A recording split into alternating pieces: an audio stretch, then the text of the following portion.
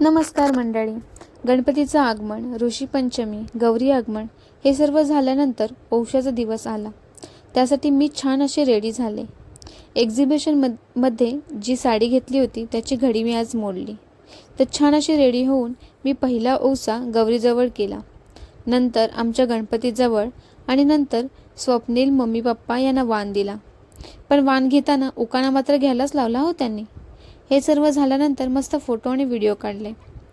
रात्री आम्ही आमच्या गौरीची छान अशी गाणी बोलून कान उघडणी केली. प्रत्येक भागामध्ये वेगवेगळ्या पद्धतीने कान उघडणी म्हणजेच ती पुन्हा तिच्या सासरी जाते, तर गाणी आणि तिची ओटी भरून तिची पाठवणी केली जाते असं आमची मोठी लोक सांगतात. त्यानंतर आम्ही सर्व एकत्र आलो तर रील आणि झिम्मा, भोवरी फुगडी तर झालीच पाहिजे. आणि याची रील अपलोड केली आहे, तर ती नक्की बघा. तर एवढं सर्व नाचून आणि थकून सर्वांना भुका लागल्या.